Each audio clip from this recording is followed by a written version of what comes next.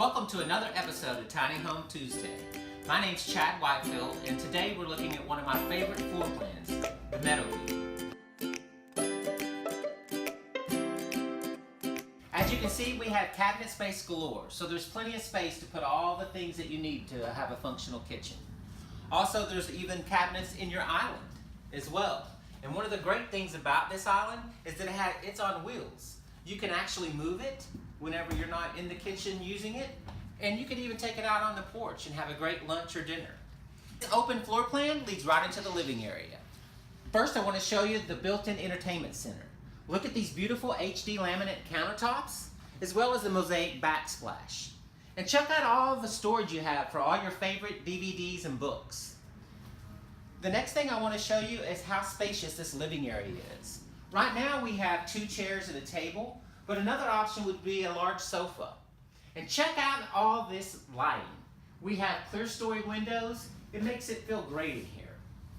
One of my favorite things about this floor plan is that it offers a larger bedroom. It's one of the few floor plans that actually will hold a king-size bed. These beautiful barn doors.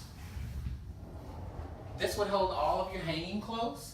And if that's not enough space for you, there's 8 deep drawers that will hold any of your clothing that you might want to fold. Behind the other barn door is your washer and dryer. Everybody could use a washer and dryer, right? Stepping into the bathroom, we have a shower that has 2 seats, as well as the HD laminate countertops. But one of my favorite things about this bathroom is that it has 2 doors, one from the bedroom and one from the living area. So if you have guests over, you can always just lock that door and people can't get into your bedroom. There's also another closet for extra storage space. And now we're going to move on up to the loft. As you can see, we're up here in the loft now. Check out how spacious this is. This has multiple uses. You could use it for putting down some mattresses for extra guests to sleep over. The kids love playing up here. There are 2 TV jacks, one on each side.